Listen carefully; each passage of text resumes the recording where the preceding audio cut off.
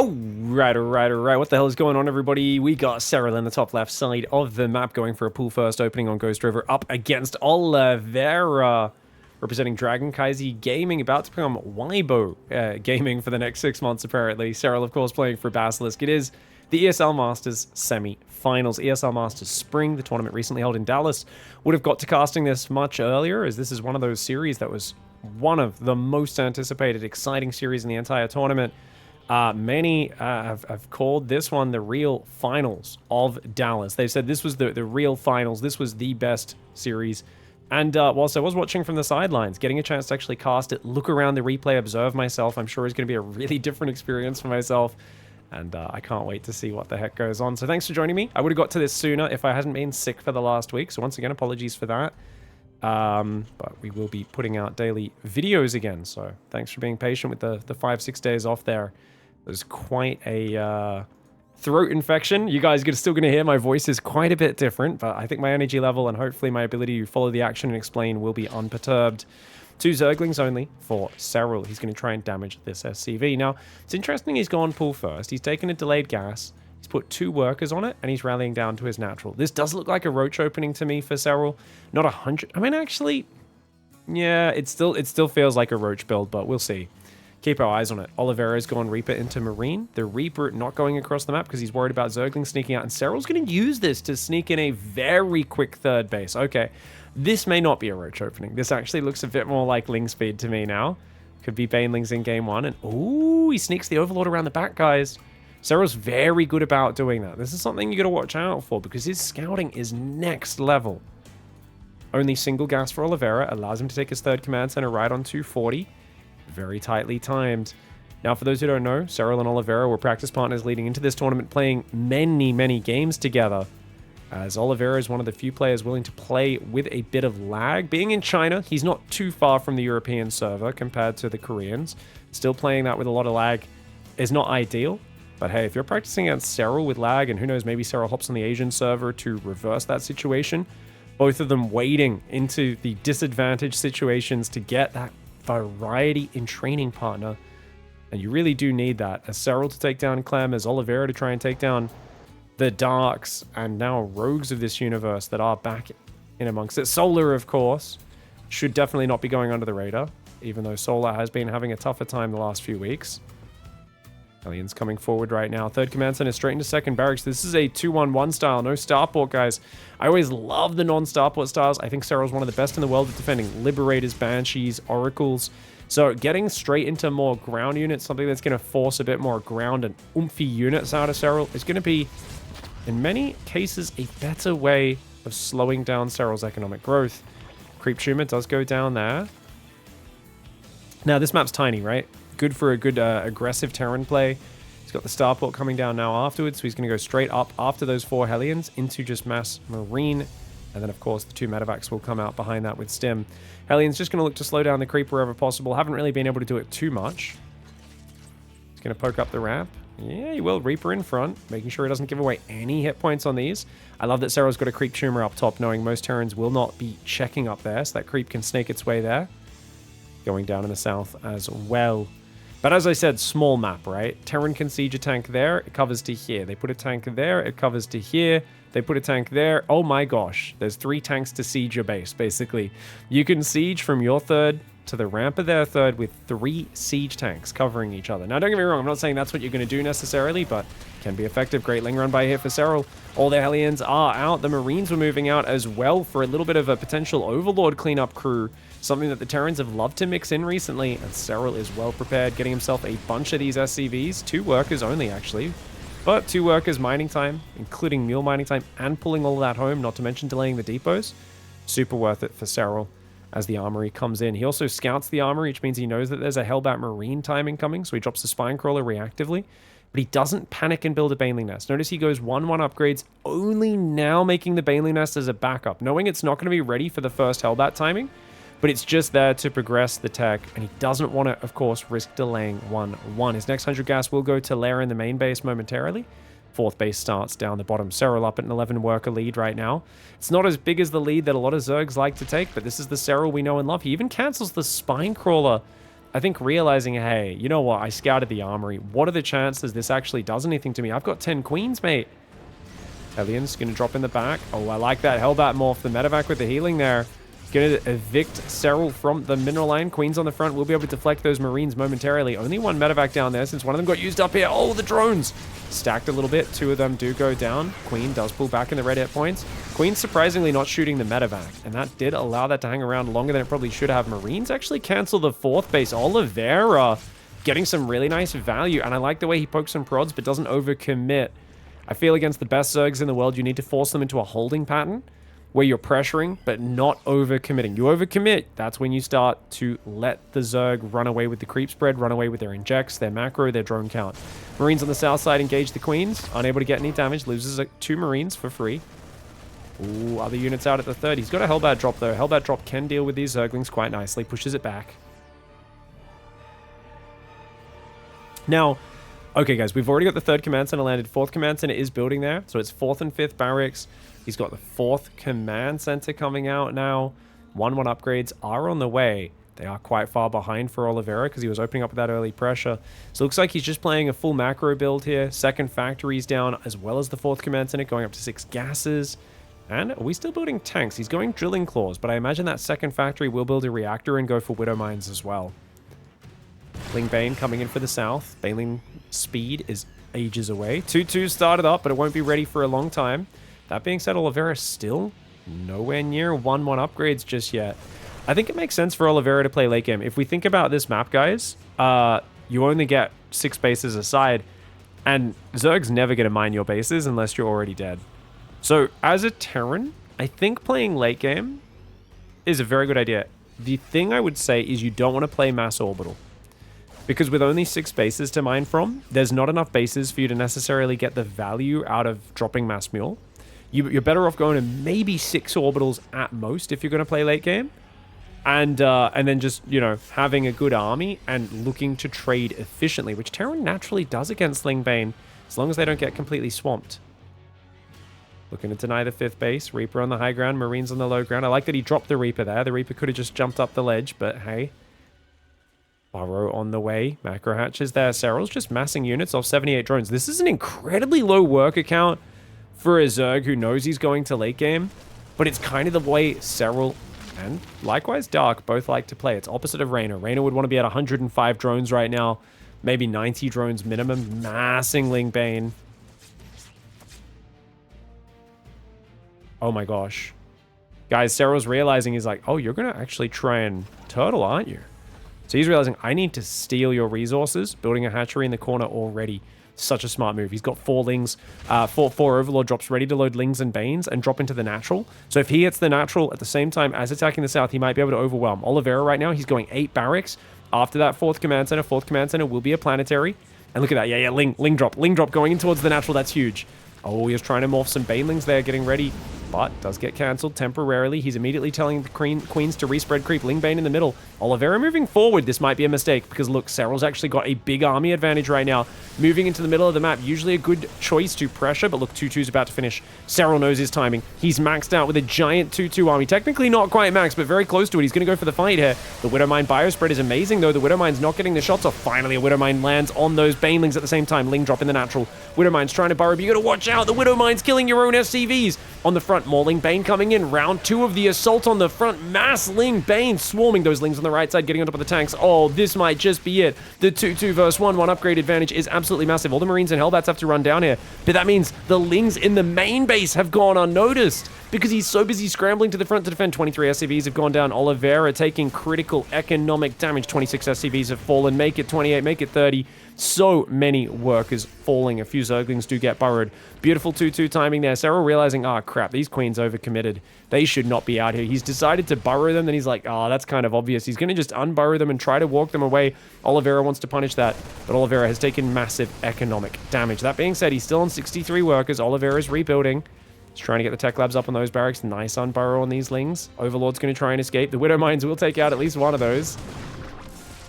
One of them escaping on 15 life. There we go. So he at least immediately saturates the minerals. Looks like SERRAL's not worried about the gas.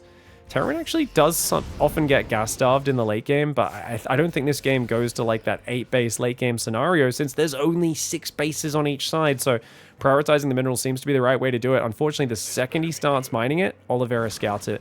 Ling drop comes back in, Widowmine does kill one of those overlords. These are so cheap though, these Zergling drops cost you nothing, and they force such a big reaction from the Terran in terms of their attention, everything they need to do to handle it. Oliveira is struggling to remax right now. If he can remax, he'll be fine. SERRAL's not going to give him that time. +2 armor, about to finish here for Oliveira. At least he's got the equal attack upgrade now. +2 versus the +2 carapace. Drop in the bottom left, though. Good move. SERRAL, this might delay his attack too long to be effective. Lings will deny the command center. At the same time, Queen goes down. Marines pick up. They're going to reposition over here. Another Marine drop doing pretty well. Queen, though, pushing it very low, and it does go down. On the other side, Ling Bane securing that bottom right side. 16 drones, heavily mining. Very nicely done. Ling Bane, derping, not quite in position right now. A few unburrowed Zerglings get maybe 1 SCV before going down. 6 drones, in the end, fall. SERRAL replacing just a few of those. Happy to sit in the mid-70s of his workers, knowing on this map, stealing resources is something you should never be allowed to do. Oliveira's going to try and punish it now. Might be a little far forward. Does pick up and save those units. That's going to pull the trigger? No. I thought SERRAL was going to go for it. Oh, he still might. He still might. The bio mine is remaxed now, but a lot of those units are still coming out of the production. They're not here yet. Massling Bane rolling over the Banelings. Enough numbers to take out the planetary and most of the mining SCVs. The Lings getting on top of the tanks as well. SERRAL just barely has that critical mass. You can imagine if there was like 3 or 4 more Widow Mines or a few more Marines scattered throughout that attack may have been held. But because he loses his 4th base again, Oliveira is down in the dumps, and SERRAL, not only does he kill the 4th of the Terran, he also is stealing his resources from the bottom right. The Ling drops in the top were exceptional. I really feel if those Ling drops didn't distract Oliveira, and he was able to just reinforce this middle push, and not lose his initial tanks quite so suddenly, I think Oliveira could have stabilized here. But that Ling drop was so genius, just a small amount of resources and supply to get a big reaction and to open up that opportunity. And since then, SERRAL has had the economic and kind of army overwhelming power and numbers. But if you look at the supply, he's not that far ahead. Because remember, he's played this off a low work account. Units lost tab. He's still attacking with Ling Bane into Biomine Tank, which means he's down 2,000 resources in the units lost. But he's got good creep in the middle. And like I said, mining this base is massive. He's even building some spores down there. Guess he's worried about maybe Liberator harass coming in. Doesn't have any mobile anti-air. Single burrowed Baneling's kind of funny. A couple Banes do get caught. We're going to detonate it? No. Maybe, maybe, maybe. Oh, he does end up detonating it there. But most of those units pick up, get back inside the medevacs. 2 Vipers are on the way now for SERRAL. The great thing for him is his 3 3s on the way, because +3's just kicked in. Oliveira is going to be enjoying his first upgrade advantage of this game right now. But he's doing it from down in overall supply when he should be up in army supply. He's only even. Bio engaging with the Ling Bane. Good choice to pull back there for SERRAL. Doesn't quite have the numbers to overwhelm that just yet. And remember, every second that goes by, those 16 drones mining out those minerals, he's going to go for a bit of a sanger. Oliveira caught out in the open, but SERRAL, looking at the numbers of Terran, realizing, dude, that's a bad idea. That's way too much Terran. I got to be way more careful than this. And he might even be thinking of giving up this base, but no, he's building more Spore Crawlers. He says, nope, I'm going to try and hold this ground.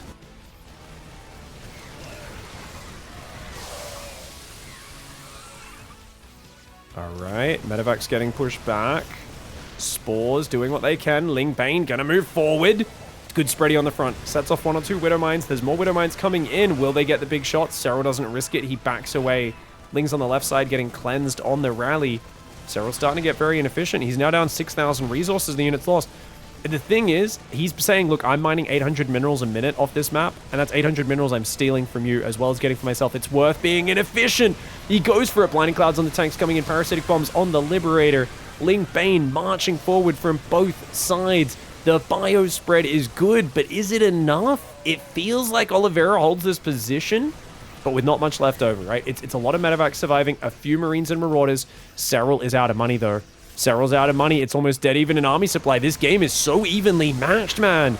Even with that Ling drop, getting momentum for SERRAL, actually beating Oliveira and getting him out of this game is so difficult. You can tell that Oliveira has weathered the SERRAL storm before, and he understands this opponent innately.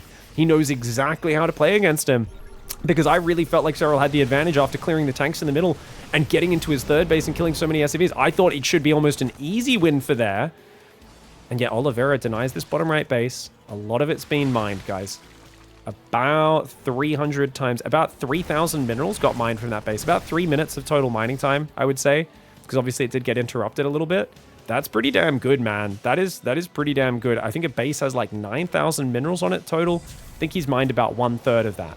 And that's, of course, you know, you take 3,000 minerals off Oliveira, you add it to your own stack. Terran normally spends a bit more money on buildings and infrastructure already. Here we go, big attack coming in again. Ling spread forwards. Those Widow Mines, none of them landing in the big way that he was looking for. Parasitic bombs on everything. There we go, Widow Mines starting to land. But none of them getting massive shots. They got a few decent hits on the Ling Bane. No giant smears. And there's just not enough Marine Marauder to defend this 5th base. He needs this 5th base, dude. His 3rd is almost out of minerals. Oliveira's 4th is mining, yes, but he's going to need this 5th in the near future. And SERRAL just keeps trading on him. That being said, the efficiency might just be worth it. Even though most of the Widow Mines got cleaned up, 8,000 resources lost advantage. SERRAL's building 4 more drones. But I mean, it's not like SERRAL's bases will last forever either. SERRAL, of course, does have a lot more mining right now. Let's see if he can use this to just lean on top of Oliveira and take him down. Nice unburrow on those Widow Mines. I like the mix of Marauders as well. Heavy Marauder mix with heavy Widow Mine is really good. The trick here for Ollie, though, is you need to keep your Widow Mine count up. You can never be caught without Widow Mines, or you're going to get overrun by heavy Zergling. Widow Mines make up for the fact that your Marine count's a bit lower when you're going so heavy on the Marauders. Ooh, Widow Mine gets a good smear on the front of that army. 13 Zerglings go down. SERRAL says, okay, I don't want none of that, and he quickly backs away. He's thinking about going for it again, though, using those queens up front to maybe get a bit of value with Mass Transfuse. Oliveira scans the bottom left side of the map, so he was maybe trying to gauge how much economy do you have left. If I defend this, do I win this game? I think he can. I think if he defends this base, he can win. I think SERRAL needs to keep attacking. He's got to break him soon. The front layer of Widow Mines was already set off. The next layer of Widow Mines does get a few decent shots. The Baneling's going to try and blow up this planetary. He realizes he cannot let Oliveira mine from that. Banelings blast the planetary there. Ling Bane going forward. Widow Mines are being dodged quite well, or defused, we could call it. Oh, 3 mine drop and a Marine in the bottom left side. Actually got 7 drones, but the 5th base gets broken, and that might just be enough. SERRAL now getting 15 to 20 SCV kills as well. These Lings going ham. Oliveira just so low on units, not quite able to deal with it, even though you can tell SERRAL is having to use everything he's got. He's still got next to no mineral bank. He's only ever up 10 to 20 supply at any moment in this game. Those Widow Mines get another shot off, but good spreadies from SERRAL. Medevac goes down to the Queens as well. Units lost tab still 8,000 resources lost in favor of Oliveira. Problem is, he's now going to have to float an orbital down to the 5th, and this opens up the opportunity for SERRAL to just run into his natural. That's probably the game-winning move now. SERRAL should probably be using Burrowed Zergling in the bottom right. I think we'll probably see him move that in. He's going to keep trying to burrow these Zerglings in as well, just to force scans out of Oliveira. That's so irritating. He can also drop creep out of Overlords. You can see a scan goes down. Overlord tries to do a poo there, but does end up getting shot down. But he's got this one down here in the bottom right denied. There's a Burrowed Zergling there and an Overlord. And if he splits Sling Run Bys into the natural, I don't see Oliveira being able to cover this south side and the north at the same time. SERRAL finally going Ultra Cav, and he's struggling to max back out. He's got so many Banelings. And remember, a bad fight here. A few good Widow Mine shots. Oliveira's straight back into this game. Widow Mine starting to smear the front line of Zerglings, but the Banelings pulled back. They're coming to get a big Widow Mine lands on the Banelings. Oliveira hanging on like an absolute champion right now, but his numbers are so very low. Banelings taking out SCVs, Marines where they can. It's the dregs of a Terran army that's left. And guys, he never built a single unit that shoots up, and yet he killed every single medevac with just Queens and parasitic bombs. Hats off to SERRAL, guys. He had 4 Vipers. I don't know if you guys realize that there was 4 Vipers, and I don't know if their kills show up correctly, but dude, he killed 14 medevacs this game, and that's part of why Oliveira was in the ground, because that's a lot of resources that he just could not soak up. What a fantastically even-matched game 1 to start this series. Alright, let's go. Oliveira putting up a very good fight in that first game, but getting a little bit too far behind. He's gone for the barracks gas opening here. SERRAL going for a hatch gas pool. Now, what's interesting here, guys, is SERRAL does open a lot of 15-15, but the moment his opponents don't do like the 2-Rex Reaper openings anymore and the 3-Rex Reaper openings, it feels like SERRAL very quickly just goes back to these hatch gas pool openings. So this is kind of interesting. I mean, it's a big map as well. I think he feels this opening's optimal. Guys, he just pulled a worker off minerals onto gas. Hello. My boy is planning some Ling Run Bys. I mean, he did a Ling Run By in that last game. I think he's planning another one. Early Ling Speed Run By, very likely here. I doubt it leads into any sort of cheese afterwards. Just wants to get that nice quick one.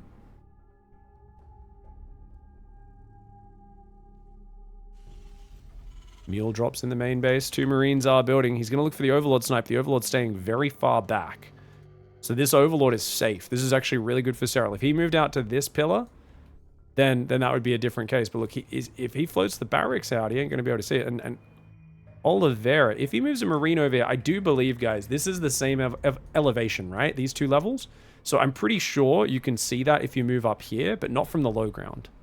So he's not going to find where the Overlord is. And SERRAL hiding what he's up to very well so far. Let's do it, man. Third hatchery goes down. Ooh, link speed. Link speed, maybe. Oh, he's really delaying it. Link speed only after 3rd queen. Does he go Overlord before link speed as well? He does. Wow. And you know why, guys? It's because he hasn't seen a Reaper. So SERRAL's like, well, I don't need link speed. There's no Reaper. Hellions might be late as well. 3rd command center is already down nice and early for Ollie. His Hellions are not going to be that fast. SERRAL could go Overlord speed if he wanted to. He's trying to build another queen here. The Overlord does pop out only now. So he's going very fast 4 queens to try and stay safe. Ling's going to run up the ramp. Will confirm that it is a reacted factory. He sees the 3rd command center as well. Great scout for SERRAL.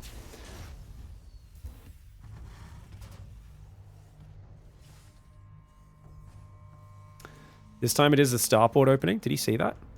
Yeah, he did. Ooh, Roachhorn's on the way. Hello. Okay, so SERRAL's just decided link speeds for tryhards.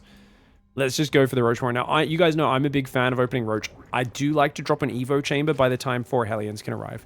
So off this opening, probably about 4 minutes or so, I would like to drop an Evo chamber. That way you can use the injecting queen to just stand in the wall in between injects. You just go inject, shift click it back to the wall off, and then your queens can defend out front. And the reason you do this is because your roaches are normally quite delayed. You won't have roaches out for the first potential 4 Hellion run by. That being said, Oliveira's Hellions are unusually late this game. He's really leaning into just economy, getting the safety Banshee behind this, potentially adding Cloak behind that as well, and moving around these bases. Hellions taking a little bit of damage. Got to keep them away from those queens. No Cloak just yet, even though he's at 200 gas. So yeah, this looks to me like Oliveira is just playing a single safety Banshee. He does like to do this to optimize his economy for his follow-up, right? Just save that 100 minerals, 100 gas, a little bit more to build those SCVs, build those mules, get these depots started. As you can see, he's doing a really good job of there. SCV constantly building those depots. Hellions here watching for Ling run bys. But there is no Ling speed. Lair starts up at 4:30. 5 Roaches are on the map. They're moving forward right now. Hellions on the right, Roaches on the left. The Roaches see those Hellions coming, though, and it looks like they will move to respond. SERRAL staying entirely defensive this game so far. Hellions see the Roaches, they back away. Second Banshee coming out. That's interesting. Oliveira wants to go 2 Banshees defensively? Really? Okay, guys, we've got 2 more barracks building. 2nd and 3rd barracks. 3rd command center is going to float out immediately. Notice he's not taking his gases yet. He's very mineral focused. Double engineering bay even before taking the 3rd and 4th gas. Basically about the same time. That is 8 Hellions. 8 Hellions and 2 Banshees is a pretty big commitment. Now, there are 3 Spore Crawlers being built. Problem. Guess what the problem is, guys? No Cloak. Those spores are not necessary. They're not the worst thing in the world, but this is the advantage of going no Cloak Banshee, is you often end up still forcing overseers, spores, all these sorts of things out without having to invest quite so much. And it keeps you safe against a potential Roach push.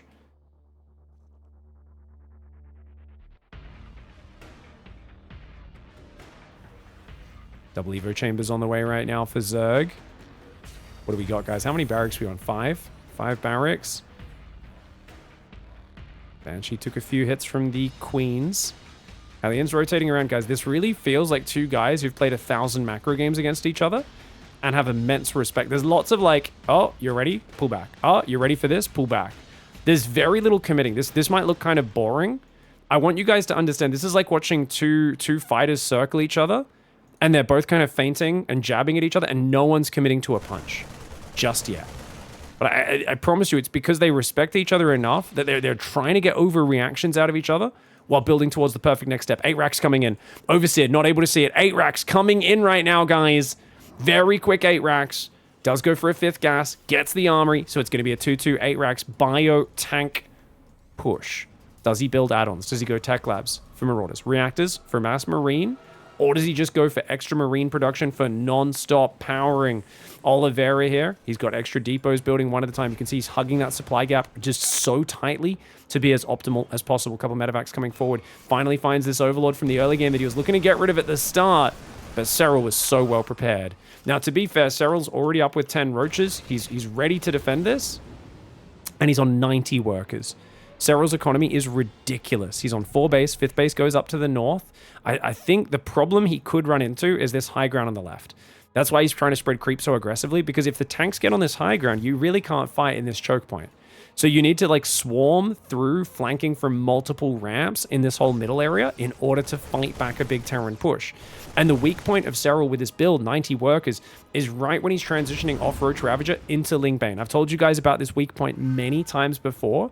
When you're maxed out, your Roaches and Ravagers aren't very good, number one. Number two, you don't have that much Ling Bane, and your Roaches kind of block your Banelings from getting on top of the opponent. So often it ends up being a trickle of Banelings, which the Marines can focus down a few at a time, or simply overwhelm with firepower, and nothing actually connects with the Terran army.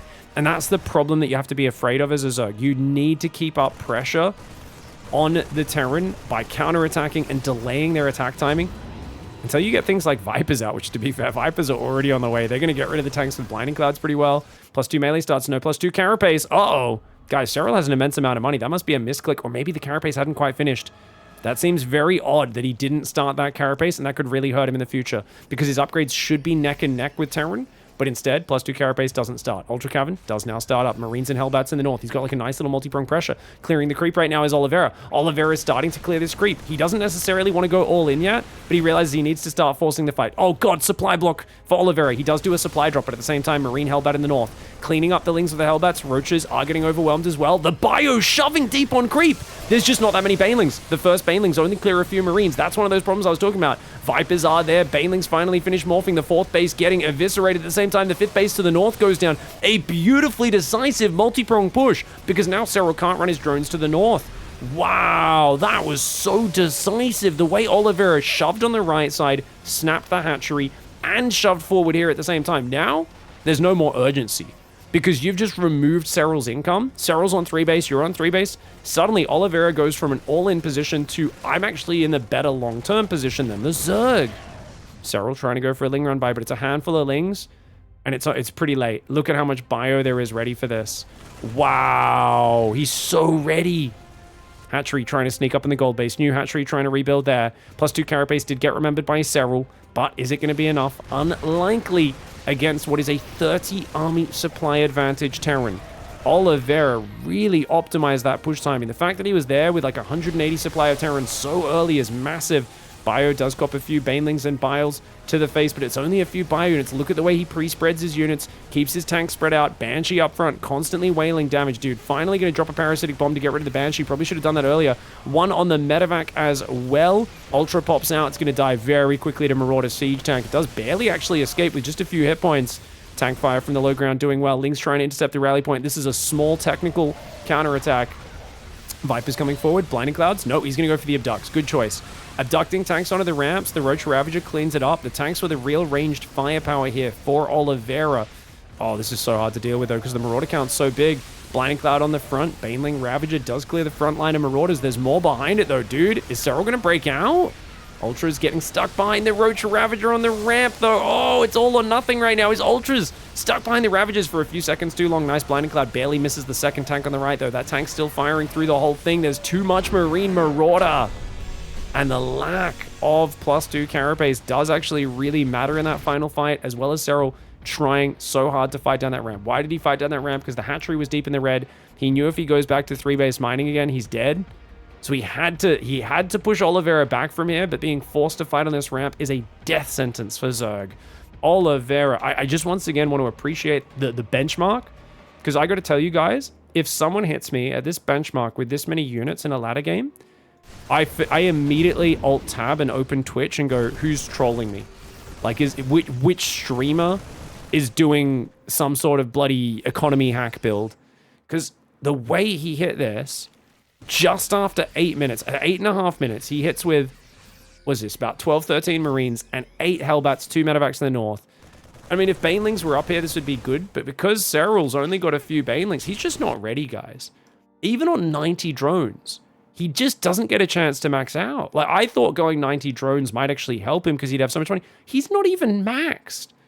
And the Hellbat's pushing back. He actually needed to immediately move these Banelings north. But he's just shocked by the intensity at which this is hitting. SERRAL, in his mind, is like, I've got another 30 seconds to a minute before anything can hit me, even if it is an 8-Rax. And remember, the scouting the 8-Rax was denied. He's just not ready. And losing this base on the low ground is not the end of the world. If he had more Banelings ready, and got some Banelings up top to defend this hatchery, so he's still mining 4 base this whole time, and then he has a bit more time to spread some units, so Roach Ravagers coming from the right side as well, along with Ultras, I think he can hold this. But Oliveira just hit him with such vicious, vicious timing. That's hard to deal with. Very well played by Oliveira. Ties up the series. All right. The master of the 8-Rax. Oliveira looked pretty slick in that last game.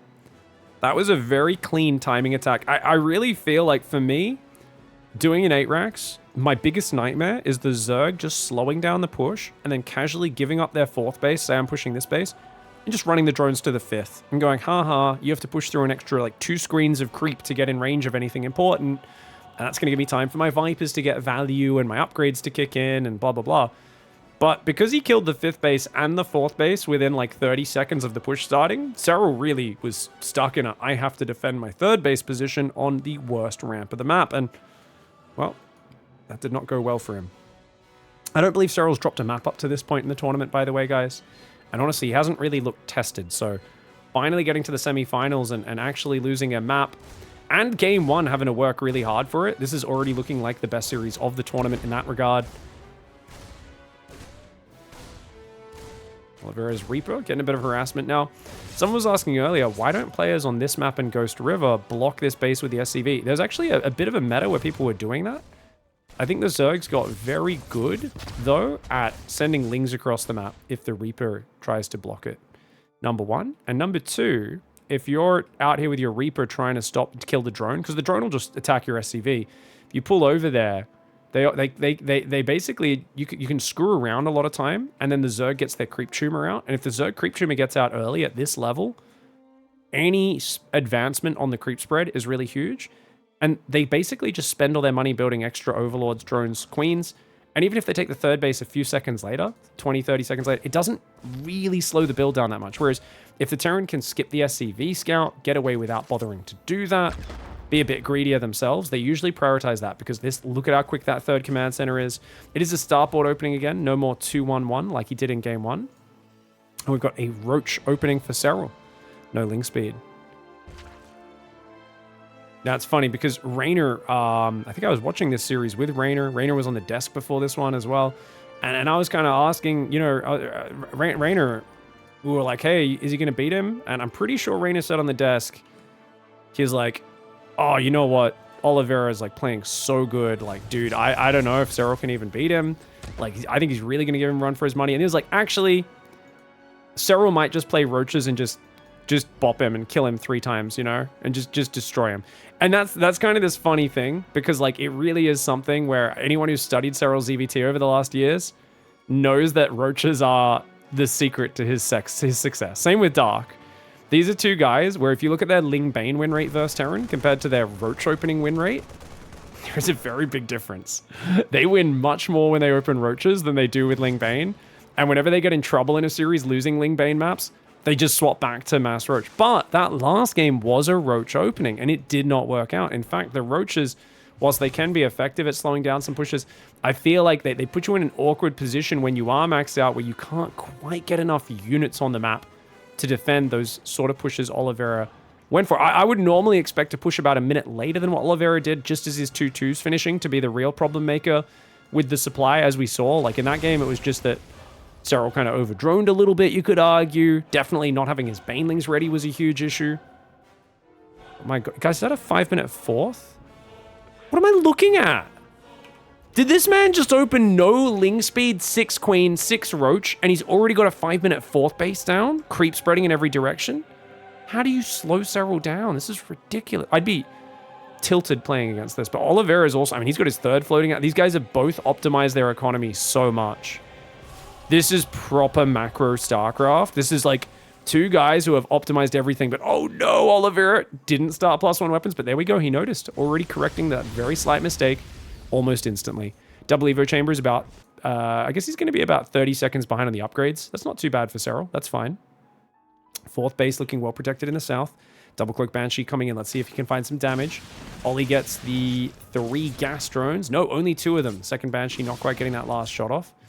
Going to move down here as well. Melee Carapace upgrades on the way. SERRAL is not considering playing a mass Roach game. So he's very like Roach into Ling Bane. Ooh, Overseer's here. Watch out, watch out, watch out. Oh, I think Ollie's staying too long. He's going to get the Queen. Can he get out? Oh, no Queen in the bottom of the main. This is fine. This is fine. Hellion Reaper on the left side. Roach is there. Overseer Scouts. Is that a 4th command center? Oh my gosh, that's a 4th command center, guys. That's really important that SERRAL scouted that. That is so important. SERRAL sees a 3rd landed and a 4th command center already almost finished. He went 4th command center before 4th and 5th barracks. What in the heck? Second factory goes down here as well. Guys, there's greed, and then there's whatever the hell Oliveira is doing. Oliveira is strapping in for the long game. He's playing the Oceanborn special. For those who don't know, Oceanborn is a map where Terran excels in late game. Great Evo Chamber block there for SERRAL. Stops the Hellions. You could tell Oliveira wanted to sacrifice his Hellions, and now he's like, well, I guess we don't do that. Just pull them back. So Oliveira is going to take a really fast 4th, and honestly, I wouldn't be surprised to see a 5th command center before extra barracks. He might just build units off 5 barracks, 2 factory, and just immediately rush for a 5th, because he's going to play the same way he did against Raynor on this map. Mass command center. Planetary here, planetary here. He's just going to cover the map in orbitals. He's going to build to ghosts, tanks, bio, mine, all the beautiful things in the late game. This is an exceptionally effective style when played correctly. Reactor goes down on the 2nd factory. But is SERRAL already too far ahead? SERRAL's already on 88 drones. His 5th base is a little slower. I guess that's one weakness of SERRAL in this scenario. Macro Hatch going down as well. I like the Macro Hatch. Extra Lingbane. Swarm reproducibility is always good. This push could be nice. SERRAL's got 6 Ravagers, 7 Roaches, 24 Lings. His army's kind of small right now. This is an awkward attack. You see a 4th command center, you don't expect Terran to be pushing right now. Oliveira, though, really playing a surprising game. Not willing to fight, though. And I think that's a good call, because you don't know what else is popping out of SERRAL's production as Ollie, and you know that you've invested everything in economy, so to attack right there would be crazy. He does end up going 8 racks off 4 command centers. He wants to get those tech labs up, start mixing in Marauders and then Ghosts eventually. SERRAL spraying some random biles on the ground there. Link Speed, Burrow, Baneling Speed are all almost ready. Marines do clean up a few creep tumors in the middle of the map. Double Banshee going down the right side, going to try and find that 5th base. Find a little bit of harassment. Keeping these Banshees alive can be a real nuisance for Zerg in the long run. However, as their Carapace upgrades kick in, it does become a little more difficult for those Banshees. Marines coming forward. Sniping a few creep tumors. Ooh, okay. Does pick up. Saves the Marines. Oliveira, careful, mate. Could get Corrosive Biod in that middle of the map if he's not watching. But looks like both players are busy down here with the drone harass. 7 workers go down, make it 8. Banshees both surviving. Marine drop does get out. 3 more tech labs go down on the barracks. Supply drop goes down there for Oliveira. 5th command center's almost finished. SERRAL is going to take a middle base. I really want to see SERRAL take the middle bases and mine them out as quickly as possible this game. These middle bases on this map are a nightmare to hold past 15 minutes. But if you can mine them out partially before that moment, it gives you a massive advantage in the long game. Hydra is coming in right now. It's going to be Ling Bane Viper into Hydras. I've talked a lot over the last few months about how I really feel Corruptors are much better than Hydras in late game because of their ability not just to transition into Broodlords, but to chase down Medivacs and clean up Liberators without getting killed by them. Whereas I feel like Hydras sometimes struggle dealing with those Liberators. Don't get me wrong, if you abduct them, it's great with really good ghost usage. Landing abducts is a sometimes thing. It'll work occasionally, but not always. I like the building placement. Turrets, sensor towers, orbital to help wall off and make this base a bit harder to assault. You can always lift up the orbital at the last second if the Zerg crashes through. Double drop in the south. Scouts another Zerg expansion. Creep trying to get out there, but Oliveira is doing a good job of slowing it down. His 3-3 started up behind this. Marines, Banshees, and Hellbats on that top right side. Only 1 Medivac though, so this is a bit of a one-way trip. At least he cancels the hatchery. And Parasitic Bomb does go down. Are we going to save any of these Marines? Medivac not able to save anything. A little bit of a sloppy one there for Oliveira. Throwing away a few units. Canceling the hatchery is good. It delays it getting mined. But you got to be careful with the cost efficiency, as that is something you're relying on as a Terran, cost efficiency in the long term. Now, these Widow Mines are really good, having those mixed in, but a lot of them are out front, and SERRAL will always spread against those. Very unlikely to catch him not looking at his army as he advances, so having unsupported Widow Mines are incredibly low value Widow Mines. We'll keep an eye on that in a little while. It's going to run up the middle. Planetary on this high ground getting up is one of the best moves you can do as a Terran. Once you control this ridge, you control Oceanborn. You get a few tanks spread around it especially, and it's very hard for the Zerg, because once you control a tank here, Zerg can't move through this choke point anymore. They need to break these rocks, and they can kind of move on this side if they break these 2 rocks on the south. But it gets very uncomfortable. Neuroparasites on the way, Lurker Den as well. SERRAL willing to play late game. SERRAL is one of the most patient and technical late game players. He's going to go for the classic Nidus Lurker in the background.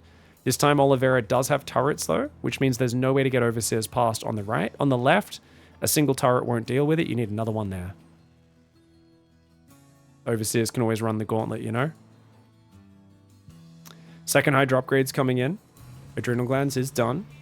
No sign of an Ultra Cavern just yet. Let's check out the composition here. 10 tanks, 7 ghosts, few Marauders, Marines, Vikings, Hellbats, Libs, 12 Widow Mines. Second Starport Fusion Core on the way right now for Oliveira. Oliveira is looking to set up the most perfect defensive wall off. He's probably going to build, Planetary on the left on the 5th. More Planetaries will come in the future. Few Marines out front. Here we go. SERRAL's ready to go. Ooh, he doesn't want to let that Planetary get up. The Bio Ghost is right there. Good pullback on the Ghosts. Planetary could be a good target. Oh, the Ghosts accidentally moved back in there, but the Banelings A-move as the Ghosts pull away, and they do mostly detonate on top of those tanks. Tanks are actually pretty good at absorbing Banelings. A few Biles, remove a few of them. You can see every time a fight like that goes down, the units lost tab expands. That being said, it's worth it for SERRAL. You can, as long as you're keeping the fighting on the Terran side of the map, if you got these middle bases mining out, you will win the game. And he's mining this. He's just started mining it recently. So he's mining from about 12 minutes. And if, like I said, if you can mine this 12 to 15 minutes for free, 3 minutes of free mining before the Terran gets to a point where they can contest it, that's already such a massive advantage. It's something you guys have heard me be very critical of just about every Zerg player over the last few years, especially we're talking about like Sue in the GSL the other day, not taking advantage of that, right? He had the bases and just didn't transfer drones to them for minutes at a time. And by the time he tried to transfer them, bam, Terran was in his face, killing the drones, killing the bases. And I mean, this base, you can see this one's always so hard to mine.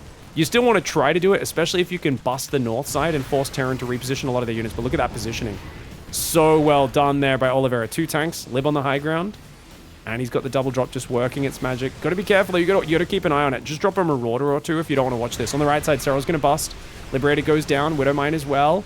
Ling Bane trying to roll forward. He's going to get in the mineral line. He won't be able to kill the command center, though. The SCVs should be able to save that. I don't think he has enough biles for this. Snipes are going to punish him. Oh, Ravager's getting popped. Oh, my gosh. Bottom left side. Here we go. Marauders damaging the hatchery. Liberator harass goes forward. Oh, Oliveira's escalating. He says, you want to play fast, boy, StarCraft, do you? I hope you came prepared, mate. Ooh, Queen goes down in that base. This Liberator will reposition. Liberator on the top right just went down there. Top right of our screen, I should say. Marauders going after the Spore Crawler. Will they kill it before it kills the Lib? Yes, they will. Just barely. Hydra's popping out. Queen's there as well. Medevac's picking up and going away. Liberator and Viking do go down. Units lost tab. Let's check in on it, guys. 6,000 resources lost in favor of Oliveira. Advanced ballistics building armor as well. Problem. SERRAL's mining a middle base. However, as long as SERRAL can't mine this middle base and Oliveira eventually gets a hold of it and doesn't let SERRAL mine this one, you still eventually will mine the same resources. So just mining that base is not enough for SERRAL, but it is, of course, an important setup to steal some of these active resources from the Terran side. Building armor has been made. High-sec auto tracking is being upgraded. Ship weapons +1s on the way. Ship and vehicle plating level 1's done. Oh, that's a good move. Oh, SERRAL was meant to pop these back in the Nidus, but he was just a bit too slow to react. The 15 drones go down. I think everyone loves the idea there. Unfortunately, it doesn't quite get used. He immediately rebuilds 15 drones. Wow. Guys, SERRAL is willing to play the slowest game I've ever seen. No other Zerg is willing to play into this turtle stage like SERRAL is. And it's funny because, like, you look at the way he plays and he looks so calm. I know from talking to SERRAL, he'd be like, this isn't the best position. Terran should really win from here. Like that's the sort of answer he would give if you asked him about this. But, oh, double abduct. But I look at this and look how calm he is. He gets the double drop there with the abducts. I don't think he minds losing a hatchery for that. I actually think this is a really hard position to be in as Oliveira, because even if you've played against SERRAL a bunch, SERRAL is very good at Broodlord swaps. And that's, I think, one of the hardest things is you can get to a position where you can always beat the Zerg ground army, but you often do that by overcommitting to things like tanks, ghosts, and I'm telling you, a few good fungals can ruin your day when you're relying on ghosts. Hatchery does survive in the top. Oh god, SERRAL's mining the bottom. Oliveira cannot let this stand. He cannot let that base mine.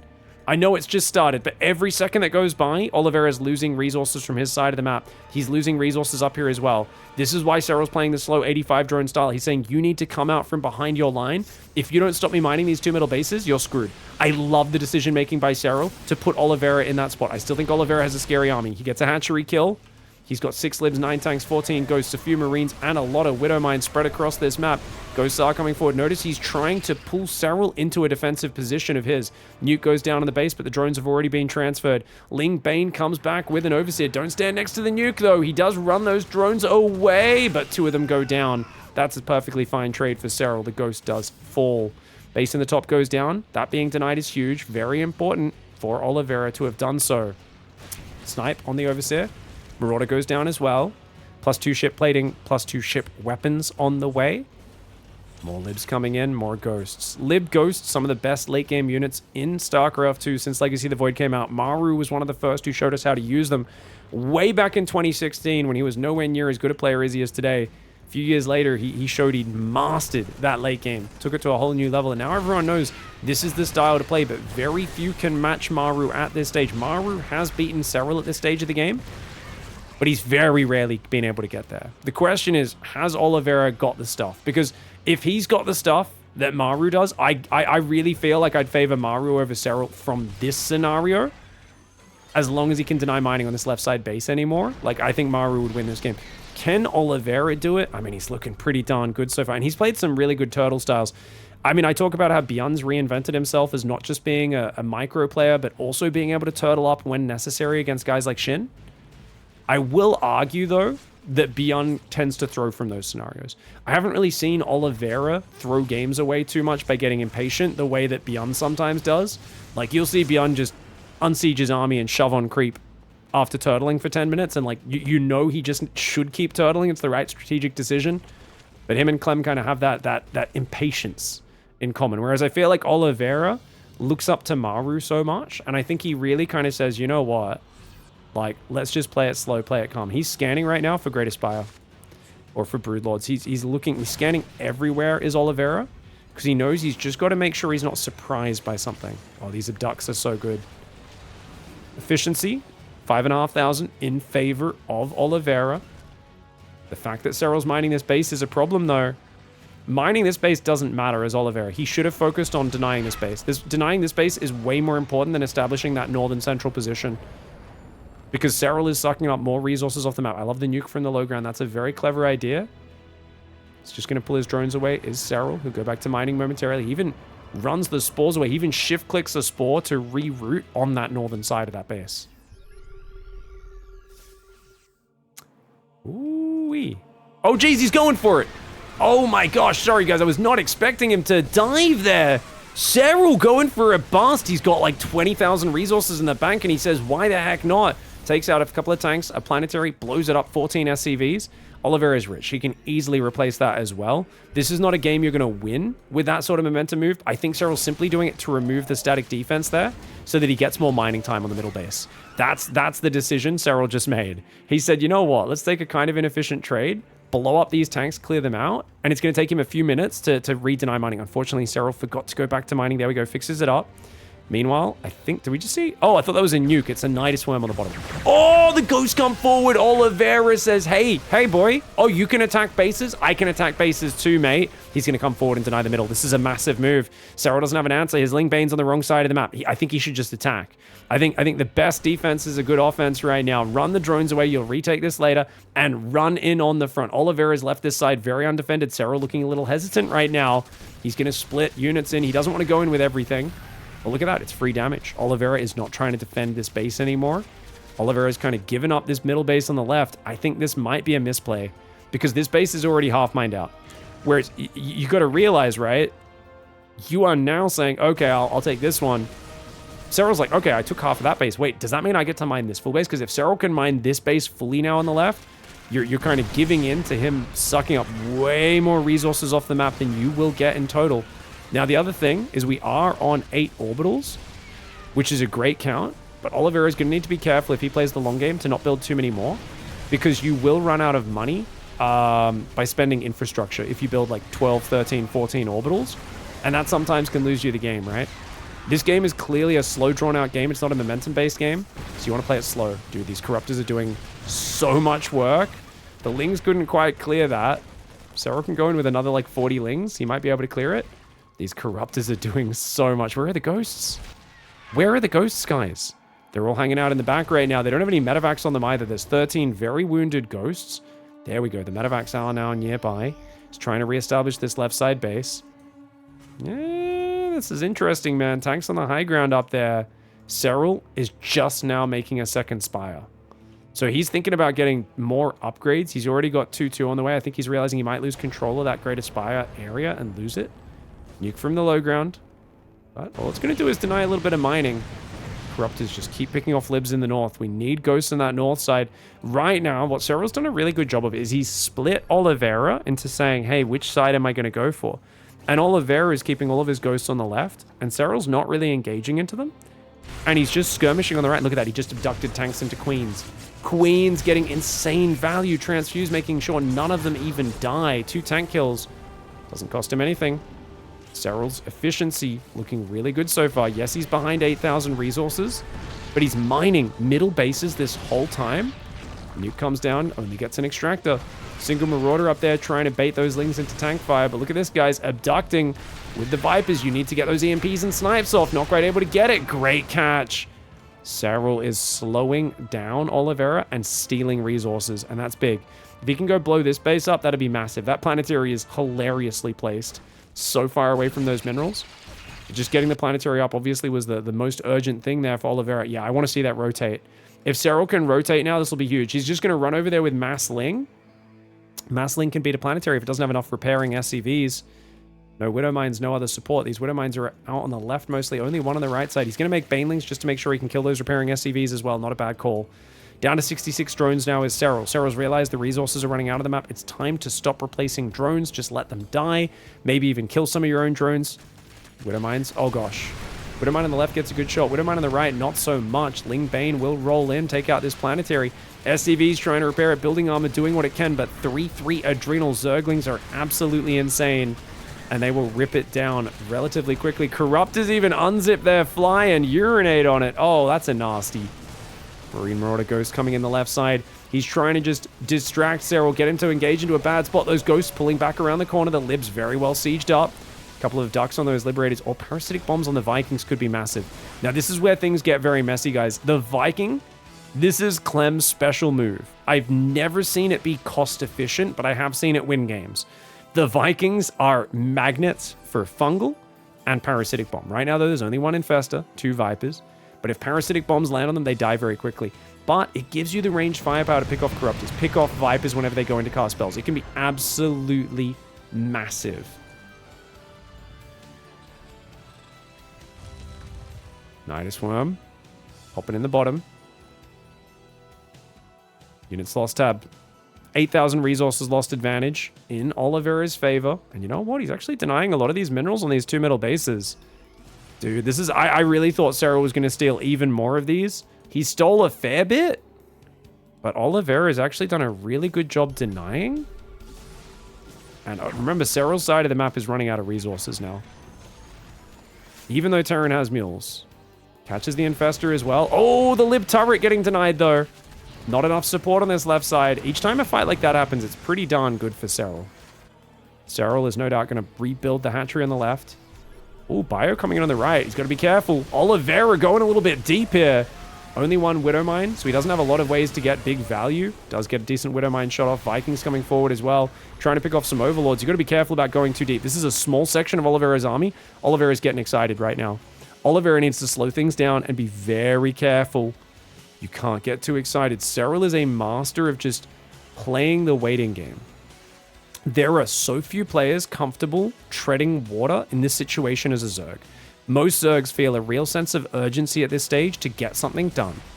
SERRAL is happy to tread water. Like the way I would describe this is any other player, basically as a Zerg at this stage, 25 minutes, Terran is half the map. You can't mine any more of these middle bases. There's still a lot of resources there that Terran can take. You've been lost at sea, just bobbing up and down with a life vest for like 8 hours. You have no idea if anyone knows where you are. Most people start to panic. SERRAL's just like, yeah, shrug shoulders. He's like, it'll be fine. And you're like, what? 12 hours later, you're having a goddamn panic attack. You're freaking out. You're dehydrated. SERRAL's like, yeah, we'll just drink our own urine. It's fine. You know, like he'll just calmly figure. He'll have his arm trapped under a boulder and he'll chop it off with a bloody blunt knife. There's just something about his calm accepting of the situation. Look, he's like, no, I'll just keep stealing resources where I can, waiting for you to make mistakes, waiting for you to come to the middle. And he's not going to attack into the defensive lines of Terran. He's going to wait for Terran to come out to him. I say as he attacks into the defensive lines, but he only does it when the reinforcements aren't there. The Terran army's on the right side of the map, so he attacks on the left. He has this ability. He sees Oliveira push to the right, and he's like, no worries. I'll defend with just a few Bling Bane, see what trades I can take, and I'll attack you on the left. He's now going to pull back his whole army. Greatest Fire is exposed, which means he will lose the +3 flyer carapace. He's going to bring back Mass Corruptor. He's got 18 Corruptors, guys. 18 Corruptors, plus some good Parasitic Bombs and Fungals could ruin this army. Oliveira shouldn't be out here. Oliveira, this is only part of your army. Oliveira, he's deep on creep. The Parasitic Bombs go down. Massive Parasitic Bomb damage across this whole army. There's no ground army left, which means the Ghosts can't stand and fight. There's no Widow Mines there. A terrible fight for Oliveira. And this is what I'm talking about, is you just don't have experience with a Zerg being this patient. And SERRAL waits for his opponents to make mistakes. He's happy to take small fights over and over. Great Widow Mine shot on the right side. But that was a disaster, dude. Oliveira just threw away a massively expensive air army. As I said, it's never efficient. I've never seen the Vikings be efficient once in the late game against Zerg, the mass Viking swap. But it is necessary to build some Vikings. I understand that. I just think players go a bit overboard. Clem being the first one to do it. He went 20 Vikings one game. But, dude, that was such a big mistake. Like, all of his Widow Mines and Libs and tanks were scattered back all around the map. They weren't there. He was away from turrets, away from planetaries, on creep. That was a very bad decision for Oliveira. He got a little bit excited, and SERRAL just waited him out and patiently waited for him to make mistakes, and boy, did he pounce. The moment that army was not behind its defensive trenches, it was out of the trenches, enemy in the open, he called in that artillery strike. He called in that 380 millimeter heavy artillery barrage, no Fs given. He didn't care about team kills, and he YOLO'd on top, dude. The Parasitic Bombs adding so much damage. Yes, the Corruptors are kind of dying to the Ghosts, but he's killing so much here. And SERRAL, look at his bank, guys. He can remax so easily. So now you're giving him the ability to trade vaguely evenly and just empty his bank on top of you. And that's what SERRAL's doing. SERRAL right now is the rich douchebag banker who throws his bloody black Amex card at you and tells you to sort the bill for him. You know, he speaks to you with that attitude like you know he thinks you're a peasant. You're like, you're a dirty service Terran. Go and sort my bill, you dirty lesser than me species. Like right now, SERRAL can just throw money at the problem, man. He's got so much. He's got so much. Lingbane, Ultra Viper Corruptor coming in. A fantastic army. The Hydra's just adding a little bit of range damage in there, but mostly Lingbane Ultra. Corruptors do mostly go down. Oliveira gets impatient. In a game where SERRAL did not have proper control over either of these middle bases, Oliveira needed to take his time, build a planetary maybe here, slowly mine the base while continuing to deny this one, and just wait it out. To beat SERRAL in this scenario, you have to have extreme patience, and you've got to aim for a win somewhere around the 50 to 1 hour mark. 50 minutes to 1 hour. Big mistake for Ollie in that fight. Costs him. SERRAL takes a 2-1 lead. All right. Well, it was a pretty darn impressive setup into the macro game. Oliveira in the top right side of the map. Unfortunately, getting overeager, pushing into the creep, was a mistake. SERRAL split his army up very nicely, and then once there was no ground support, I mean, the Ghost just cannot be part of the fight. Viking Lib should not ever be deep in the Zerg territory, but it felt like Oliveira kind of thought SERRAL was going to base trade a little bit and overcommitted super duper hard there. So cost him big time. We'll see what he's got in store for us here in game 4. Oliveira needs to win 2 games in a row to beat SERRAL. Easier said than done. That being said, this map has been pretty successful for Terran recently. I think in the late game, it's about 50-50 between Zerg and Terran. Not as favored for Terran as Oceanborn is. But the pushes that come through this watchtower on this right side of the map, they are so scary. It feels very hard for the Zerg to defend the 3rd, the 4th, the gold base. And if they give up that side of the map, these bases on the left get very exposed to getting sniped by drops as well.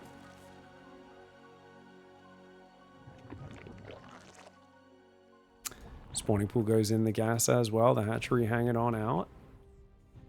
Barracks is almost finished.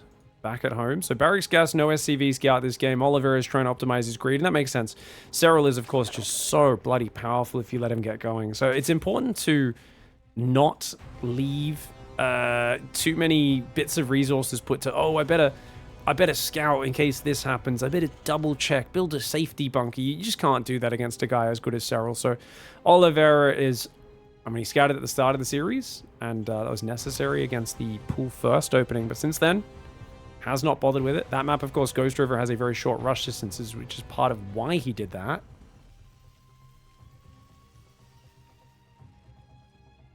Double Queen on the way, 4 Zerglings as well. SERRAL likely to just take the 3rd base at the front and the 4th below that one. I mean, there's a hatch gas pool. Like I said, no 2-Rax Reaper openings coming out, and as a result, SERRAL's very happy to just play 16 hatchery into the gas in the pool wherever possible. 3rd hatchery should be going up soon. Reaper's going to come in. Let's see what Oliveira can find here.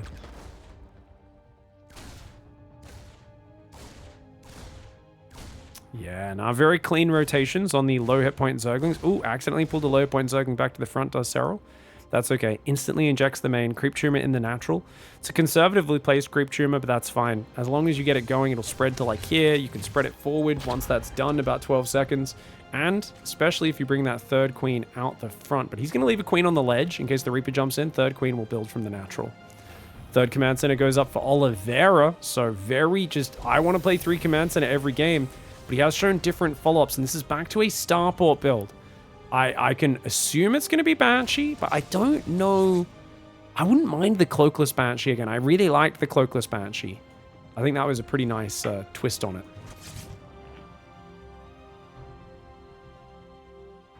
Link speed almost finished for SERRAL. 3 queens are out. 4th and 5th one starting as well.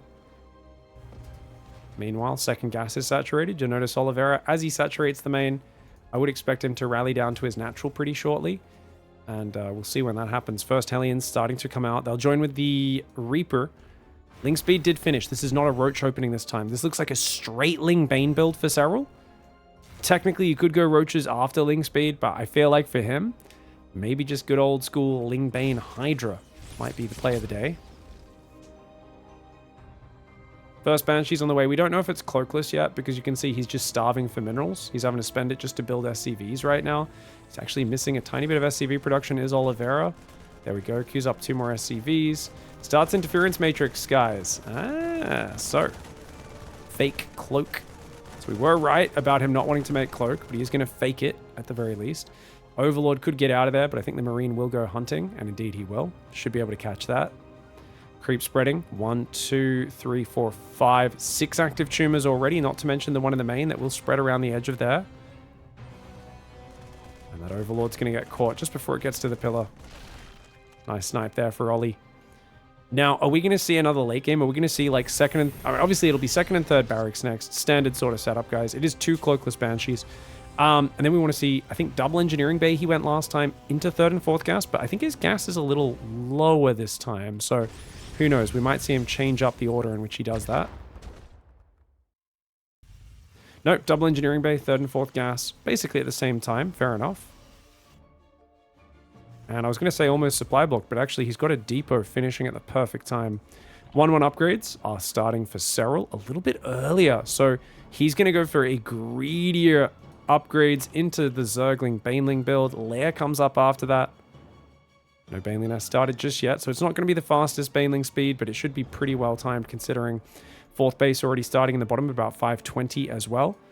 All 4 barracks building right now, guys. So it's going to be 5 barracks before 4th command center. So no big super fast 4th command center rush play like in the last game. Man, it's so fascinating watching the way these two players set up. I feel like SERRAL really, when you play against them enough, you just realize how impervious he is to a lot of these things that normally cause a lot of inefficiencies in Zerg's play. And Oliveira kind of feels like, yeah, that's fine. Like, I have to just play also a perfect macro game with just the lightest touches of pressures. I think that's a really good way to do it. Ollie, Ollie, Ollie, oi, oi, oi. Ollie, Ollie, Ollie, oi, oi, oi. Actually, that is actually very funny. For those who don't know, the Australian chant is Aussie, Aussie, Aussie. And if someone shouts that, you have to shout back, oi, oi, oi. But someone in chat's pointed out, Ollie, Ollie, Ollie is kind of a honorary Australian. We'll claim him, guys. We'll claim a world champion. We aren't beyond taking people that aren't born here and pretending they're ours.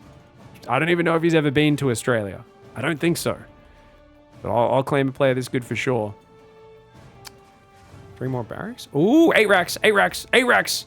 Hold your horses, ladies and gentlemen. SERRAL's on 77 drones, though. He's not going in 90 drones like he was on Golden Aura. He's way better prepared this time. He didn't bother with Roach Ravager. Now, arguably, the Roach Ravager helps you slow down a push like this. But remember last time, he lost his 5th base and his 4th at the same time to like a Hellbat Marine split off and before the 8 racks came. There's only 1 tank on the map. 2 tanks, sorry. 2 tanks are out on the map. 3rd tank building. 11 Marines building at a time. No add-ons on these barracks, guys. They are going no add-ons. It is pedal to the metal. 100% aggression for Oliveira. Hellions and Marines come forward. SERRAL out here with Queens alone. Careful, mate. Good transfuses. Buys himself a little bit of time. That is a lot of Queen energy down the drain, though. That does soften him against the next step. SERRAL sees it. SERRAL's Overseer comes in, sees the barracks with no add-ons. He knows what he's up against. Oliveira did hit a slight supply block there, but 3 depots finish, and he's back to Marine production. SERRAL, 77 workers. Now, it's all about setting up the perfect fight. He needs to surround this army, but look at that. The Banshee knew he'd go for this move. Oh, very, very nice. He's got another Banshee there as well. Oliveira's like, nah, you have to fight around this watchtower. And you know, I know you don't want to do that, but SERRAL's going to open that so he can flank around with the Lings. He needs Banelings on the Hellbats, the Lings on everything. Dude, Oliveira's going so deep. Where are the Banelings? Oh my gosh, what psychopath goes that far into the Zerg territory? But SERRAL wasn't ready to fight, and Oliveira sensed it. He's already sieged up in the Zerg base at 8 minutes. He has to fight. SERRAL goes for it. Banelings, lots of Ling Bane comes in. Those tanks on the bottom are untouched, though. The tanks, 1 tank goes down to the Queen's Zergling, but there's still Marines left over. Oliveira hitting with a ridiculously crisp 8 racks. What in the hell are we looking at? SERRAL's got nothing. He's got nothing. And he GG's. Oh my gosh, this is the 2nd time he hit even earlier. Remember last time it was 8:30 and SERRAL wasn't ready? This time, SERRAL scouts the 8 racks. And look at this. You'd think 750, there's no way he can hit me just yet. I've got time to make Banelings, right? Starts making 24 Banelings. He's only got 9 ready. And Oliveira's like, nah, I know you're not ready because I know how well I'm hitting this build order. I am just going to stim forward, spread my Bio Hellbat, and I'm going to tell those 3 tanks to siege down there. Bam, bam, bam, with a shift click. Wow. Wow. Because this should not have been able to get sieged so deep so quickly. But it just hit so early. Oliveira's macro, he's up 23 army supply. I thought SERRAL stopping on 77 drones was incredibly well prepared. He hasn't even started a hive. How in the shizzle giggles has Oliveira hit this timing? That's so good. Guys, how do you have 58 Marines, 3 tanks, 7 Hellbats, 2 twos on the way as well, 12 Marines building at a time, 5 medevacs on the map, 3 on the front line, a beautiful push timing, and SERRAL didn't have time to set up the perfect flank. Look, a lot of this Ling Bane's kind of trapped behind these Queens. He does come in from 2 sides, but not quite enough Lings to get on top of the tanks. And the Banelings, I mean, the tanks were focused on those Banelings really well by Ollie. Very well played. And what an exceptional engagement. 2-to-1, even better than 2-to-1 trading. Just remember, if SERRAL doesn't fight there, those tanks are basically in range of the hatchery, and he loses his 3rd and his 4th. Like, he's screwed if he loses that position. That's insane. GG, well played. Is Pig acting surprised? No, I mean, I know the result of the game, but I didn't sit there and get my notepad out and in the replay because I wasn't in the replay when I saw this. I was sitting on a couch watching it on a TV next to Rainer and then running back to the desk to talk about it. I know, obviously I know the fucking result, guys. But do you know how early this is? You're not meant to catch SERRAL off guard like this, but SERRAL is shocked by the timing, as am I. Because he scouted 8 racks, he thought he had at least another 30 seconds until this sort of push would move past the watchtower. Instead, it's like, bam, he just... The decisiveness with which he shoves in comes off of a confidence of having hit this build so many times that he knows the timings down to the second. And he's like, nah, we shove. We go deep. We don't play hesitantly. There was no, like, I'm second guessing myself. Beautiful commitment by Oliveira. Really well done. And you can really tell he's training his ass off. That's what's so impressive here. So well done. All right. That was a brutal opening from Oliveira. Now in the bottom right side of site Delta. Is he going 2 racks Reaper? Not a bad idea. Remember, SERRAL hasn't been going 15-15 all day against him. He's not either that game. And the wall-off is naturally very good. However, perhaps Oliveira is just playing 1 racks, maybe a 2 Marine opening, trying to snipe the Overlord. Let's see, where has SERRAL sent the Overlord, though? Only to the middle of the map. Ah, conservative Overlord for SERRAL today. Very conservative Overlord. So even if you go for 2 Marines, he will not risk losing the Overlord. SERRAL really does not want his opening to be disturbed. Match restarting up. Should be seeing a gas in a pool on 18 and 19 supply. Feel like I've accidentally muted the sound. Indeed I had. Barracks gas. It's too late to send another SCV down, so it looks like just a single barracks opening. Yeah, do you guys think it could still be Reaper? I mean, it's not a bad idea to open up Reaper. It gets across the map faster from here. But I don't know. Whenever I see the low ground barracks, I'm always thinking it's going to be 2 Marines. Let's find out.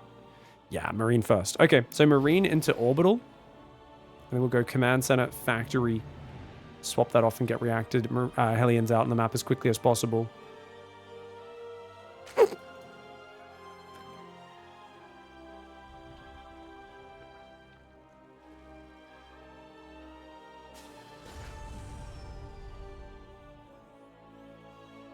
Alright, second depot goes down on the natural. 2 Marines, as I said. He hides it because he wants the Overlord to come in deep. The question is, will he see the Overlord? Because that Overlord's pretty far back. SERRAL's being so conservative with this. If he sees a Marine, he's going to just instantly hightail it to that pillar in the middle of the map. These Marines are like looking out here. He's like, oh, he's not there? Where are you? The Overlord's already pulling back even before seeing the Marines. Oh, SERRAL with the preparation. Oliveira must have tried to snipe his Overlord so many times to get this sort of reaction. Does Oliveira see it? He sees the Overlord. He does see the Overlord, but the Overlord's already back to the safety of the pillar. Well done. Reacted Factory's on the way. It's not like it's a bad opening for Oliveira, but SERRAL really doing everything he needs to do to have a perfectly clean, undisturbed opening. He has built 4 Zerglings of his own. I would have loved to see him move those out on the map upon seeing no Reaper. SERRAL, conservative as always, only sends a single scouting Zergling. 16 drones in the main. Link speed's making. Lots more drones and Overlords are being built. Orbital Command Center comes up on the natural as well. 3rd Command Center's there. 3CC seems to be the name of the game. Clem is one of the players who's had one of the best win records against SERRAL over recent years. Don't get me wrong. SERRAL's still the overwhelming favorite, but if you watch the way SERRAL plays Clem, he plays against him the same way Korean Protoss players play against Clem. They kind of trick him, they outsmart him, they catch him off with clever openings, they counterattack him to death. You never really see SERRAL beat Clem in like a straight up game. It's the same thing. Clem loves these 3CC builds, as does Oliveira after playing enough against him. It feels like Terran's default to 3 Command Center because it's so hard to do damage against SERRAL in the early game. Drones, macroing up. Link speed into roaches. Ooh, link speed into roaches. A bit of a difference there. SERRAL doesn't have deep scouting, remember. There's always part of you that's worried in this scenario. Hey, is this like a battlecruiser opening? What's going on, right? Gonna send his Overlord into the main now. He won't see too much. 37 drones against 32 SCVs. Pretty efficient for Oliveira. Barracks on the tech lab now in that right side. Interference matrix, the fake upgrade, the cheaper upgrade on that tech lab starport. Lings are going to come forward. Hellions starting to toast him, but quick pullback for SERRAL. Double Marine will take out the Overlord. Overlord's going to spot that 3rd Command Center before it goes down. Also spots the lack of a 2nd gas, which diminishes the chance of this being something crazy like a battlecruiser opening. Technically could be 2 gases on the natural, but unlikely. Lair starts up in the main base right now for SERRAL. Wants to get the Overseers ready to deal with these Banshees.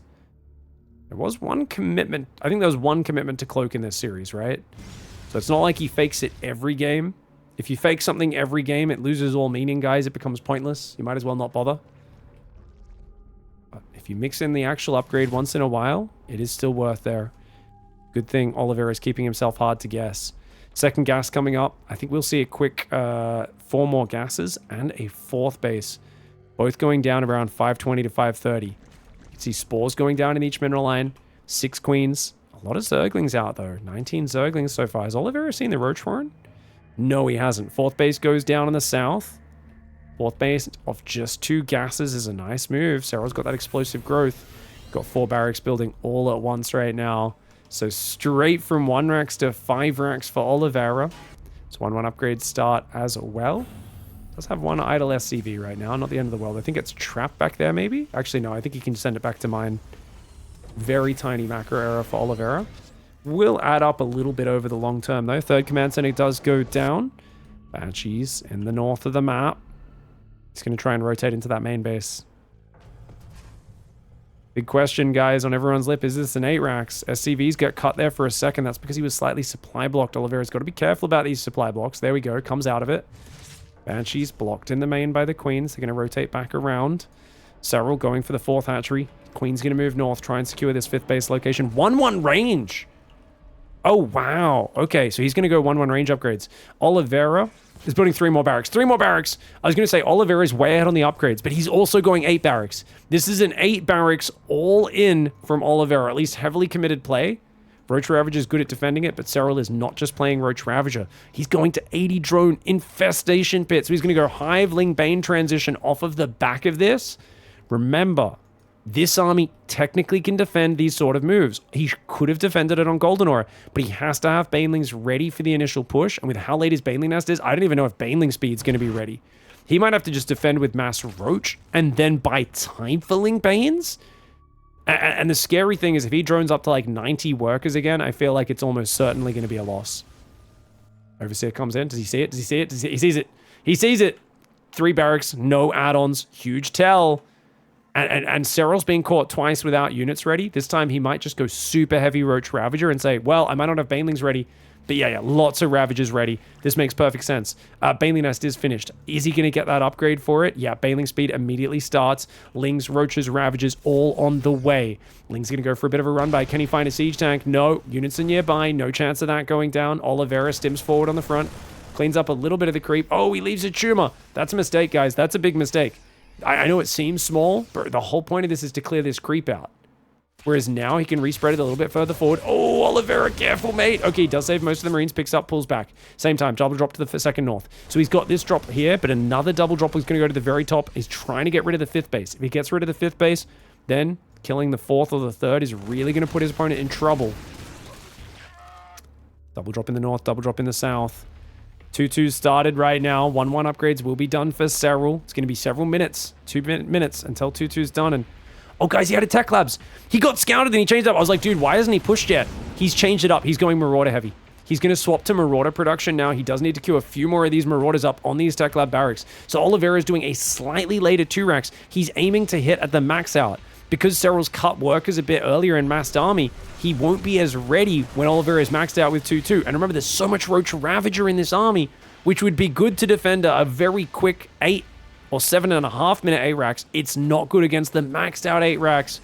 Oh, this is such a clever adjustment for Oliveira. He gets scouted doing an 8 racks. He changes it to a later 8 racks with more Marauders mixed in. He's only got 3 Marauders so far, but there are 3 building at a time. Marauders, good at tanking Banelings, good at slowing down the advance of the army, and very good at killing Roaches. He's going to break the rocks and shove for the double kill. If he can get this bases, this tank spread out here, he can take out the 3rd and the 5th base at the same time. Double drop pulls back to join with the army. Here comes the Roach Ravager Link Bane. SERRAL's got to hold on. Banelings. Oh my god, they cleared only a couple of Hellbats on the front. There's just too much firepower. Too much firepower for Oliveira. The Banelings couldn't connect. This is a problem you run into because there's just not enough Ling Bane. But SERRAL pulling back, buying time. Dude, there's tanks. Look at how decisive Oliveira is with the way he moves this army forward. He truly is so quick at advancing his 8 racks. Oh gosh, SERRAL up against the wall. Ling's going to that right side right now, getting ready for a counterattack. Ling Bane, Roach coming in. Blinding Clouds landing across the tank line. But dude, he's only going to take out the front tank. The Marine Marauder is looking exceptional. The counterattack is huge. He gets a tank. He gets a bunch of Marine Marauder. That is a big move. That is so important. If he can slow down the Marine rally, staunch the flow of Terran, that's going to be big. Oliveira is still trying to fight with urgency here, but the rest of his Marine Marauder, is it enough to actually take down these Lings? The Marines are in front, which is unfortunate. If the Marauders were tanking, he would have won that fight. Because the Marines were in front, he loses this fight. Oliveira is so focused on the front. He's so focused on breaking SERRAL on the front. And dude, he just might do it. That hatchery is taking damage. The Banshee's on top of it. The Marines are spread up front. But SERRAL doing a good job of moving in, moving out, refusing to commit 100%. Finally, the rally does start moving across this map. But that was a really good trade with the Zerglings. It staunched the flow a little bit. Blinding Clouds land on top of the siege tanks. Roach Ravager running forward. The Link Bane unable to connect with the Marines, but there's just not that much Marine Marauder left. The Roach Ravager will be able to break the tank position. That is a massive, massive hold. And SERRAL manages to hold on against what is essentially a giant 3-base all in. Now, it's not over yet. There will be another wave. But losing the tanks is massive. He did kill all the Vipers. So one Viper's rebuilding. +2 carapace finished, which is really important for Zerg. Because even though you've only got +1 melee, +1 range, that's going to be a big difference maker. The Bio right now splitting off with a bit of a drippy droppy. Could kill that creep tumor from the high ground potentially. We'll see if that matters. 5th base and 6th base are both up. Neither of them mining right now. SERRAL trying to squeeze in +3 carapace. Kindness plating, but nothing but a little bit of Queen replacement and lots of Lings. A Viper is now out again. SERRAL trying to hang on. Supply is still very close in this game. Just remember, the longer this goes, the better this gets for SERRAL. It's a 3-base Terran. Main base half-mined out. Natural about to half-mine out in the next 2 minutes. This is a big problem. Oliveira, his income will dip. He's going to have one more killer push. But now Ultras are in the fray. 2 Ultras, 3 Ravages, a second Viper starting. +2 melee is going to start as well. SERRAL's adding these upgrades that are going to increase his power over time. He's using that 5th base up north. He can always transfer off of his natural and 3rd as they start mining out, down to his 6th base in the bottom. Overseer comes through. Changelings do get cleaned up. Libs coming in as well. Now, Libs, of course, the final cherry on top of the cake here. Terran setting up a very nice push. Biles come in, takes out one of those Libs. Really nice Bile skirmish. Gets rid of a Liberator. And these tanks afraid to go deep on creep, especially against Ultras now.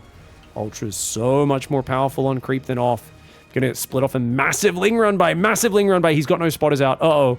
Oliveira's in trouble. He's so committed to making this army unkillable. He thought SERRAL might wrestle with him front on, but yet again, Ling's on the reinforcements. SERRAL refusing to fight on the front. He knows Oliveira right now has one giant army, and all he's got to do is buy time. He gets Oliveira to split his army up, and that's when he jumps on the front. The Banelings can't really find any juicy targets, though. He does have to disengage, but the Lings are still alive over there, being a massive nuisance maker, making it so difficult for Oliveira to push in. But this all gives SERRAL time to let his economy work. He was down 20 army supply when this push started. Now he's only down 5 army supply, and he's whittling this down little by little, just shaving off this numbers advantage. One Viper does go down, but he lands a blinding cloud. Ultra Bane Ravager coming forward. Biles will take out one of those Libs, but he's got to be careful, man. He loses a lot of units each time he does that. The Lings doing so well, cleaning up the counterattacks. This is such a massive play. The Ling Bane Ultra Ravager going to roll over the front as well. He's forcing this Bio to be overstimmed. He's taking out the supporting tanks and Libs that is such a big part of this. And +3 Bio weapons. It finishes now, but only after so many units go down. He does kill the hatchery, which is cute. But as we know, with a 5th and 6th base up, losing a hatchery does not matter. He scans that southern base. Oliveira's got a 4th command center building. He does have +3 bioweapons, as we mentioned, but very little artillery backing up his force. 3 tanks, 3 Libs, and a pack of Marine Marauder. Not that much to go off. +3 carapace about to finish. Nice hatchery kill there for Oliveira. Fighting from behind, looking desperately for the comeback. Parasitic Bomb nicely spread against there. Ultralisk does go down, but it's the damaged one, and that medevac comes back into the pack and spreads that parasitic damage everywhere. Marine Marauder forced to group up at the natural. The counterattacks have been deadly this game. Oh, I like this. Oliveira with a slick move, but you don't want to lose too much. Does save 2 medevacs worth of units, leaves some stuff behind. Tank goes down there, only a Liberator left on the front line. SERRAL has deflected him from his side of the map. He's still got 4 bases mining. He's rebuilding these 2 to get back to 6 bases. SERRAL is in the lead. He's up 10 army supply. He's got his +3 carapace, the most important upgrade there. 4 Ravagers, 2 Vipers, getting extra value over time. 4th base only now floating out for Oliveira. It's going to be instantly saturated, of course. But what's his next step? More Marauders, more Marines, more Libs, more tanks. He really needs SERRAL to take a bad fight, and SERRAL has shown he is allergic to bad engagements. SERRAL will be so patient waiting for you to overstep And in this game especially, we have to give MVP status to those Zerglings that kept intercepting the rally in the middle of the map. Those Zerglings are really what took the sting out of Oliveira's push, and the fact that he kept microing on the front at the same time to pull Oliveira's focus there. Every time SERRAL ran in, ran out, it forced Oliveira to stare at the frontal battle, which meant he couldn't micro on the backside, and that is why that was so effective. Marine Marauder coming forward, Vipers are there. Parasitic Bombs would have been nice. He's not going to waste it, I guess. I don't know, man. Those medevacs are low enough to... One of them will almost die, the other one will die. Would have loved to see Parasitic Bombs get used, but it is what it is. He's going to go for a big attack by the looks of it. Wants to bust this base. 6 Ultras, 4 Ravages, 10 Banelings, 62 Zerglings.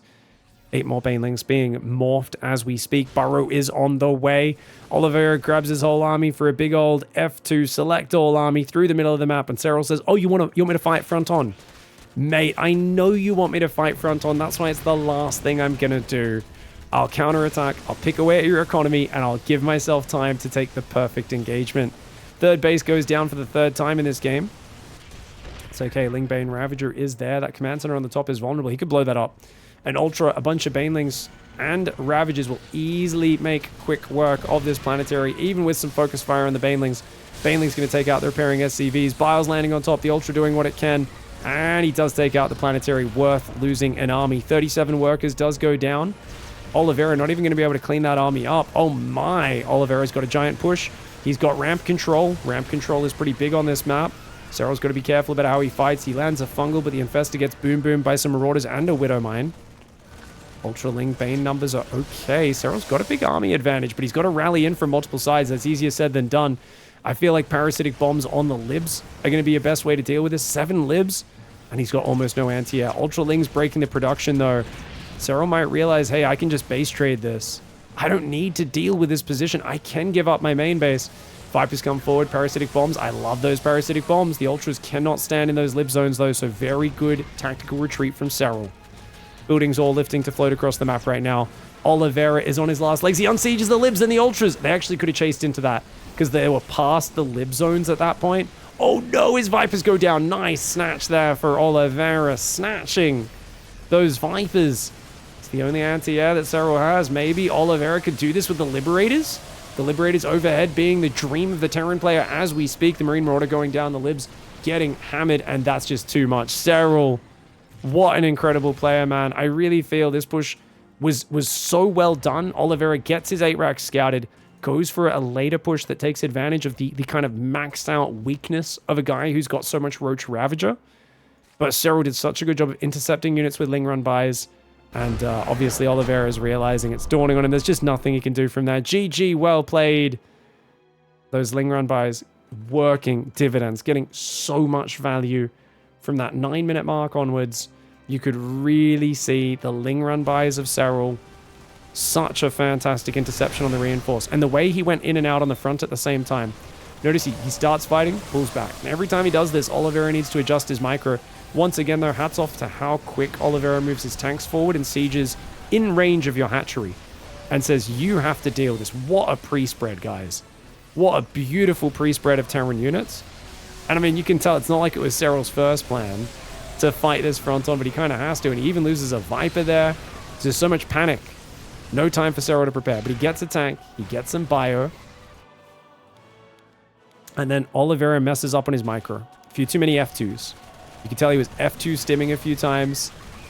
And these guys, if those Marines were behind the Marauders, like I said, if you have 8 Marines behind the Marauders, you can kill all that. But instead he loses all the Marines and all the Marauders. And this is such a good fight for SERRAL. He even almost gets a tank there. And that's actually huge because look at how close these final fights were. Look at how close these were. Blinding Clouds do land on those front 2 tanks. You can imagine if there's a bit more Marine Marauder on the front by this point, rather than just the Dregs coming in. Oliveira could have maintained this position. If he kills the Ravagers here, it's basically lights out, right? If those Ravagers go down and you've still got forward position with even 1 tank alive, I think SERRAL's dead. But having the Ravagers up means you can't really siege up in range or it'll just bile you down. Just beautiful play from both sides. And this was such a hard-fought series. I think there's going to be 8 racks all over the ladder everywhere after Oliveira showing just how hard this can hit. That's something you're going to have to really respect. But hats off to SERRAL for getting through there. Hardest series of the tournament for him, and he goes to the grand finals. GG, well played to SERRAL.